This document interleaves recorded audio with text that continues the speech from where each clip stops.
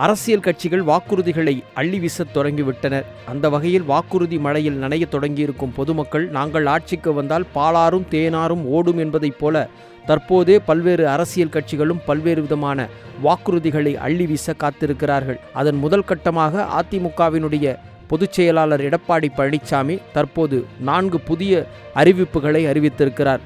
வாக்குறுதி எண் 1, மகளிர் நலன் குலவிளக்கு திட்டம். சமூகத்தில் பொருளாதார சமநிலையை உருவாக்கிட குலவிளக்கு திட்டத்தின் மூலம் அனைத்து குடும்ப அட்டைதாரர்களுக்கும் ஒவ்வொரு மாதமும் உதவித்தொகையாக ரூபாய் 2000 வழங்கப்படும். இத்தொகை குடும்ப தலைவரின் வங்கி கணக்கில் செலுத்தப்படும். வாக்குறுதி எண் 2, ஆண்களுக்கும் மகளிருக்கும் கட்டணமில்லா பேருந்து பயண திட்டம். நகர பேருந்துகளில் பயணம் செய்யும் ஆண்களுக்கு கட்டணமில்லா பேருந்து பயண திட்டம் செயல்படுத்தப்படும். ஏற்கனவே நடைமுறையில் இருக்கும் நகர பேருந்துகளில் பயணம் செய்யும் மகளிருக்கான கட்டணமில்லா பேருந்து பயண திட்டம் தொடர்ந்து செயல்படுத்தப்படும். அறிவிப்பெண் 3, அனைவருக்கும் வீடு அம்மா இல்லம் திட்டம்.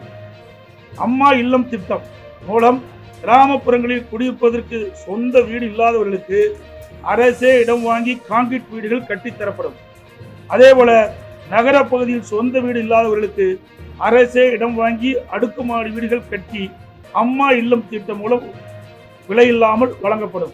அதை போலவே ஒரே குடும்பத்தில் வசிக்கும் பட்டியலின மக்கள் அவருடைய மகன்கள் திருமணமாகி தனி குடித்தனம் செல்கின்ற போது அரசே இடம் வாங்கி அவர்களுக்கு கான்கிரீட் வீடுகள் கட்டித்தரப்படும். அறிவிப்பெண் 4, 100 நாட்கள் வேலை வாய்ப்பு திட்டம் 150 நாட்களாக உயர்த்தப்படும். 100 நாட்கள் வேலை வாய்ப்பு திட்டம் 125 நாட்களாக உயர்த்தப்படும் என்று மத்திய அரசு அறிவித்துள்ளது. கிராமப்புறங்களின் வளர்ச்சிக்கான இத்திட்டம் 150 நாட்கள் வேலைவாய்ப்பு திட்டமாக உயர்த்தப்படும். அறிவிப்பெண் 5, அம்மா இருசக்கர வாகனம் வழங்கும் திட்டம். மகளிருக்கு ரூபாய் 25,000 மானியத்துடன் 5 லட்சம் மகளிருக்கு அம்மா இருசக்கர வாகனங்கள் வழங்கப்படும்.